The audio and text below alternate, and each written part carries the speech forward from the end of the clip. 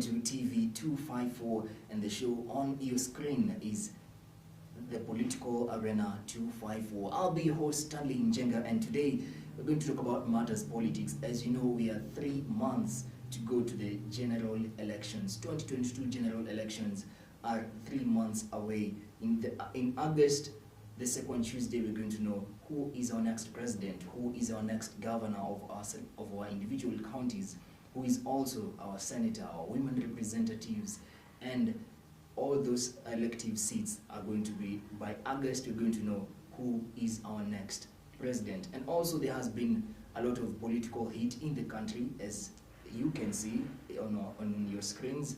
And also in this week, we're also having our party nominations from ODM to UDA, which are the two let's call them big parties in the country currently, from the two big horses in the race of the presidency currently. And we're going to be joined by a political activist. We're going to break down this political state in the country so that we can talk more about politics. I hope you're going to enjoy. I definitely know you're going to enjoy this political show, Political Arena 254. I'm Stanley Njenga.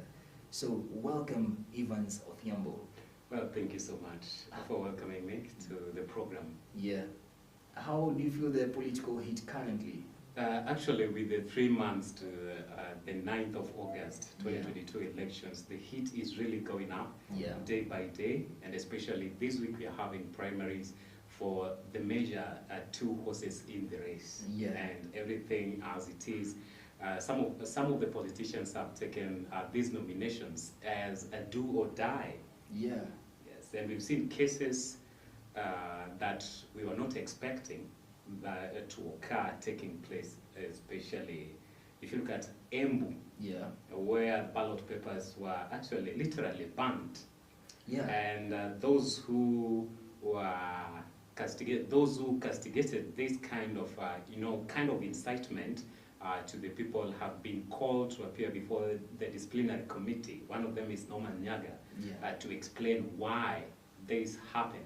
Before we go deep into the violence parts and all those dramas that are coming with the party nominations, how do you feel about this issue of direct tickets to vie in the general elections? Do you feel like democracy is being challenged at that time? Do you feel like people should, even in the nominations, people should still elect their leaders? Or how do you feel it should go?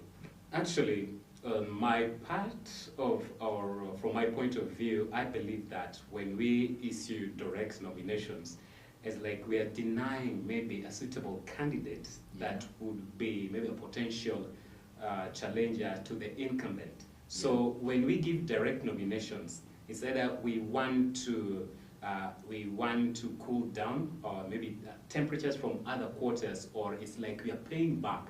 This is my friend, I have to suit him, I have to please him. So that's why you find that these political bigwigs or the party leaders decide to issue direct nominations. But if you look at it in its essence, democracy is actually denied. Because when you talk about democracy, it's a government of the people, for the people, and by the people. But here, it sounds like a government of the person and not of the people. So this makes us the feelings as activists. We feel that democracy is being challenged, something that our forefathers fought for, and instead we should be fighting to continue the democracy and let our future generation realize that democracy is achievable. But it's in the party nominations, and not still at the main elections, because parties have their own stands. I tend to believe so, and if anyone is joining a specific political party, it means that they have to fit by the things that they stand for, a specific political party stands for. So don't you feel like that's still the party level where we cut across everyone from a specific party because they have specific stands, and so that they can vie in the main election? Actually, the nominations are just a mini election. It's just like Yeah. a mini election. Yeah. And whatever happens in a nomination happens in an election, because people will go and queue, go to the secret ballot, Yeah. and cast their vote in a nomination. The same will be witnessed in a general election. Yeah. So in a nomination is a recipe of what is going to happen in the national elections. So whatever happens here, the issuance of the direct tickets is actually denying potential candidates. And like I said before, you find that what some of people, maybe it's a way of settling political scores. Yeah. Maybe all these candidates, they will be saying or talking about you or campaigning for you. Yeah. But you feel that maybe a particular candidate, maybe his strength on the ground Yeah. doesn't match what you want. So Yeah. the political party leader will resort to issuing direct ticket or nomination Yeah. to maybe a perceived candidate because he's seen his strength on the ground. Yeah. So that's what makes these political leaders resort to this. And that also, you look at the point of consensus. Yeah. Yes, maybe people will agree to consensus either willingly or unwillingly because you've been coerced. Yeah. Let this person take it. I'll take into account Yeah. your role. Let's hold it there for a bit, and I have a question which will concern youths, which about the 2017 register not being updated. But let's take a short commercial break, and then we'll be right back. This is the Political Arena 254 on TV 254. Experience the tranquility, the stillness, the calmness. Food and cocktails in a floating restaurant with a boating experience from a perfect recipe for a Sunday brunch outing kept with a visit to the animal park. The Stedmark cottages built for exclusivity and privacy are the perfect recipe for quality time. Hidden in the green city in the sun, Stedmark Gardens and Recreational Center lives true to the promise of limitless and bountiful experiences.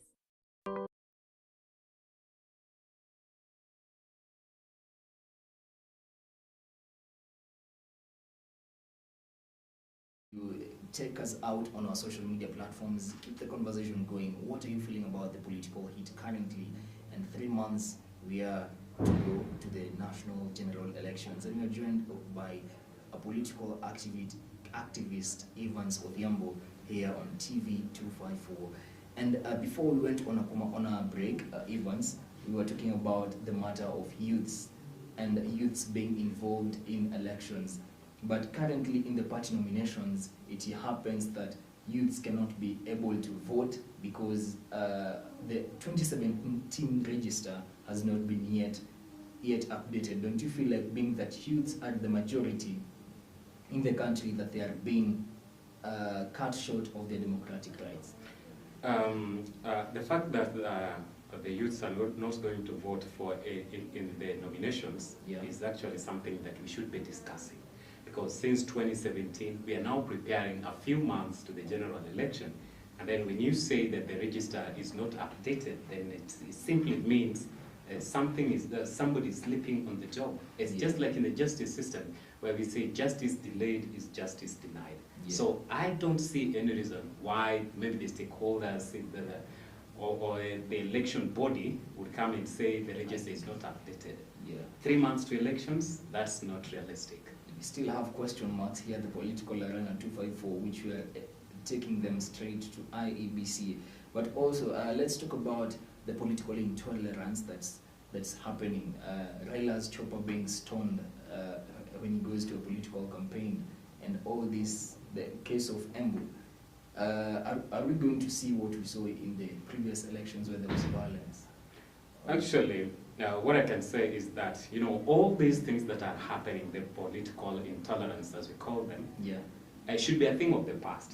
Yeah. But we have the main perpetrators, those people who just sit and light the fire and let the fire burn while they are behind the scenes. And these are these political leaders, because a youth would not just wake up in the morning and say that I'm going to stone that person. Yeah. Because if you look at all these cases, according to investigations that were done, Yeah. there's some amounts of money in terms of 50 shillings, not denomination, Yeah. were recovered. So where did they get all this money? It means somebody was behind this. Not only what happened to Raila's chopper, but we also saw the other time when Ruto was in Kisumu. Yeah. Yes, we have just a few elements, not all elements, but just a few that are always up to no good.